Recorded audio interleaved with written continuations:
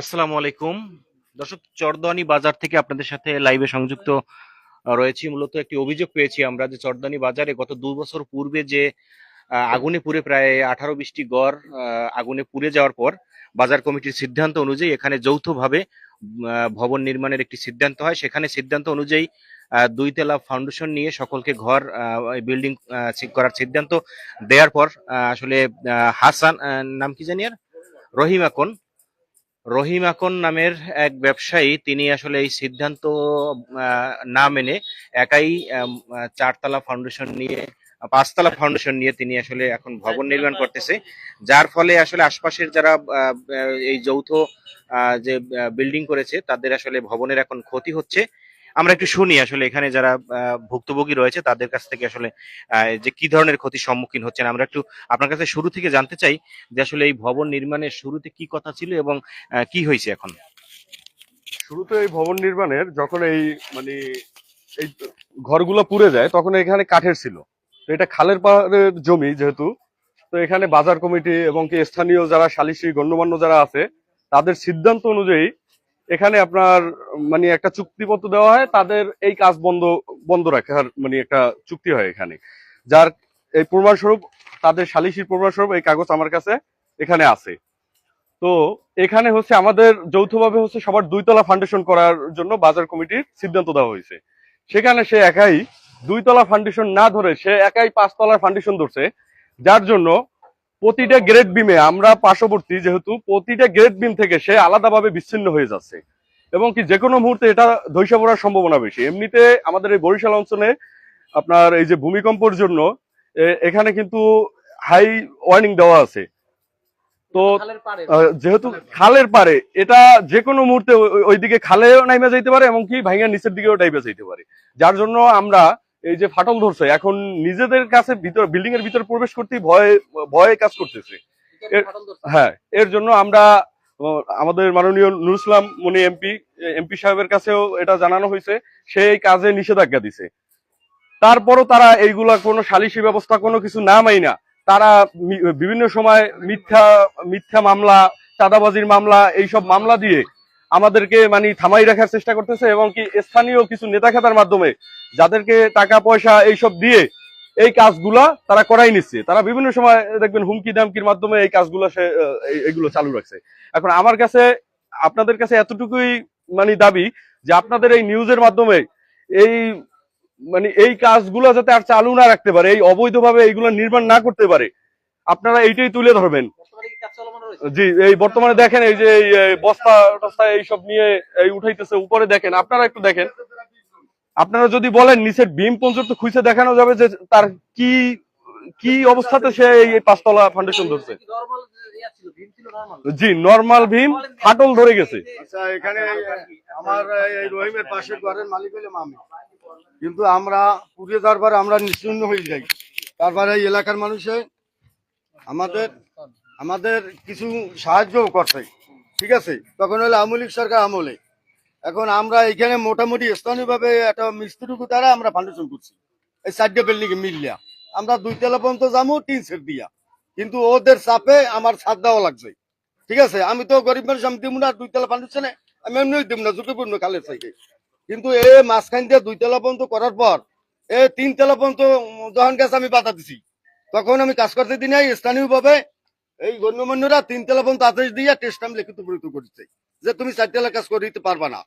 কিন্তু 3 তলা শেষ করিয়া আমাকে 2টা চাঁদাবাজি মামলায় দিয়া এইবার আমাকে হয়রানি করিয়া মোস্তান দিয়া এইবার এই কাজদারে ধরছে। এই 9 তারিখে 4টা চাঁদাবাজি মামলা দিয়া এই কাজটা করছে, আমি যেন এখানে বাধা সৃষ্টি না করতে পারি। আমাকে বিভিন্ন কায়দায় আমি তারপর হইলে এই যারা এই বৈঠকে ছিল সিদ্ধান্তকারী তাদের দ্বারা আমি জানাইছি। ছিল বাবুল মিয়া ছিল, এইবার রুস্তম মেম্বার ছিল, হারুন মেম্বার ছিল, হারুন জমাদ্দার ছিল, হাবিব চেয়ারম্যান ছিল। এখন আমি জানি যে হাবিব চেয়ারম্যান নিজেই বলে কালকে এই টাকা তার আড্ডা মিস্ত্রিকে বেতন দিচ্ছে, ঠিক আছে। আর আমরা যাই তাহলে আমি ওকে নিশ্চিত করে দেবো, আমি ওকে নিশ্চিত করে দেবো। এই আজকেও গেছি এই সকালে, ফোন করে বাবুল মেয়ার বলছে কাজটা বন্ধ করে দাও। এইখানে আইয়া আমার গিরিয়ে ধরছে অনেকজনে, তোমার ওখানে কি, তোমার তোমার জায়গায় উড়াই ঘর, আমার আমার নিজের জায়গা হোক বা হ্যাঁ নিজের জায়গা হোক, কিন্তু একজনের মারিয়ে তো আর ঘর তুলতে পারবে না। এখানে ঝুঁকিপূর্ণ একটা বিল্ডিং, এখানে তো ফ্যামিলি নিয়ে থাই, কিন্তু এখানে তো আমার যৌতুক হবে, এই বেড়ার অর্ধেক, কলমের অর্ধেক। তাই আমার দাবি নাই কেন এখানে খোলা পানি পায়, আপনি এখানে কেন আসেন? বিল্ডিং হওয়ার অবৈধভাবে একটা ইঞ্জিনিয়ার প্ল্যান আছে এই এই বিল্ডিং উডানের পরে, সেই দিক দিয়া মানে বুঝা ইঞ্জিনিয়ার প্ল্যান আছে। দুর্ঘটনা একটা কারেন্ট অ্যাক্সিডেন্ট করছে, কারেন্ট যেটা রইল বিল্ডিং।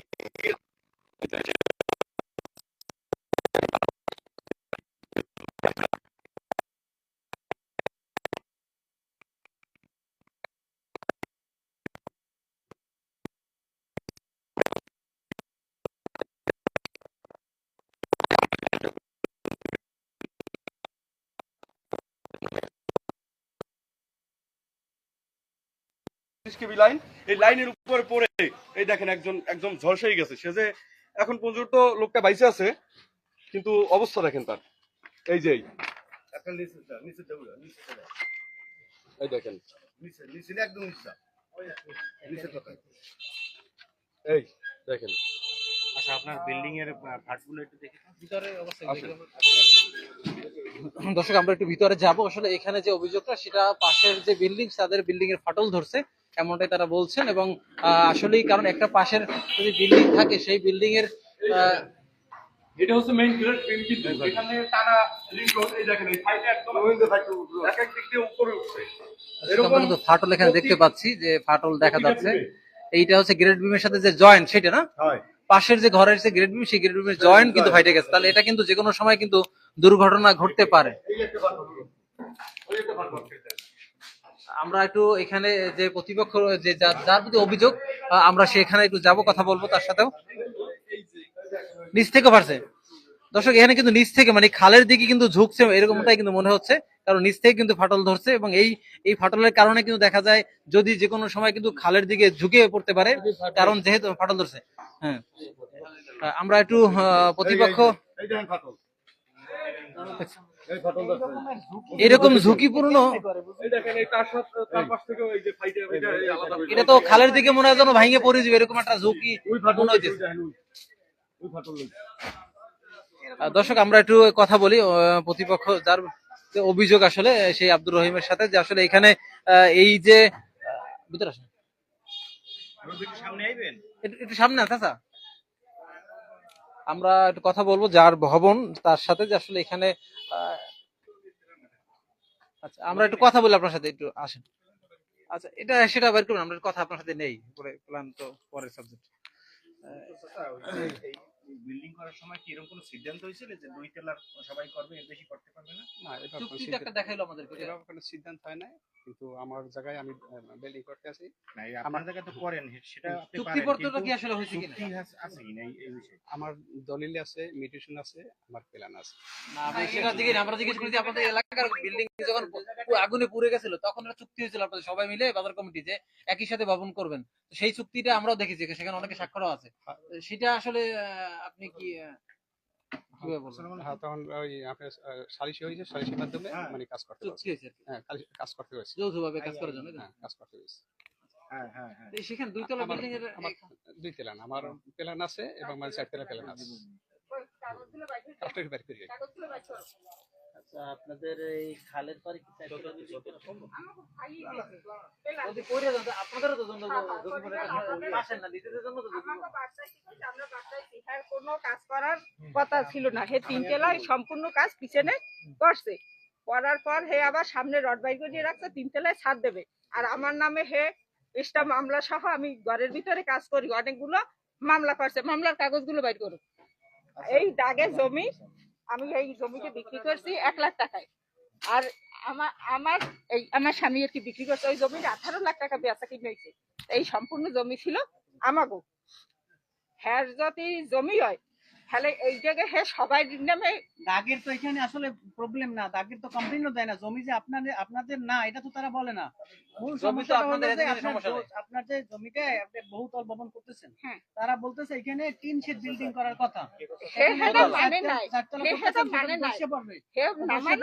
নিজেও কাজ করছে। হে তো মানে না দেই তো আমরা মানে না, কারণ আমরা পাঁচতলা ঢালাই চলে, হেতার পাশে ঢালাই চলতেছে না। হ্যাঁ চারতলা আর হেও তিন তলায় ছাদ দেবে। এপাশের মানে দেখো না এখন দেবে পিছনে কাজ করছে, হে সব এখন পিছনে কাজ আপনার চলমান, পিছনে কাজ সব করছে।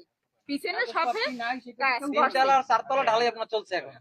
হয় চারতলা হে পিছনে সব কাজ এই করছে যে হে ফাটল আমার দ্বারা ধরছে চাঁদা পাশের- খায় না হ্যাঁ ফাটল ধরছে হে সরকারি গুণ দিয়ে ফ্লোর করছেন ওই যে সুলিজের গুণ আছে না সেহন সেহন ওই গুণ দিয়ে হে ফ্লোর করছে ওই ফ্লোর আমরা দোতলা চারতলা একটা বিল্ডিং করি বিল্ডিং এ লাগবে কি মোটা গ্রেড বিও দেখেন ফাটল ধরছে, গ্রেড বিম। হ্যাঁ ধরতে এটা পারে তো আপনাদের সাথে জয়েন করা। আমার গেটের দিন কোনো ফাটল আল্লাহ নাম নয় ধরে না এ জায়গায় ওই আইছে কি যেন কয় ওই মিটিশন হে আই আমাকে দেখিয়া এ জায়গায় ই করছে যে আমাকে ঘর কোনো সমস্যা নাই হের ঘর ফাটল এই প্ল্যান কি আগের না পরের? এই ফ্লোরটা এই প্ল্যান ঘরের কাজ কার আগের না পরের? আগে কাজ করার সময় এই প্ল্যান করা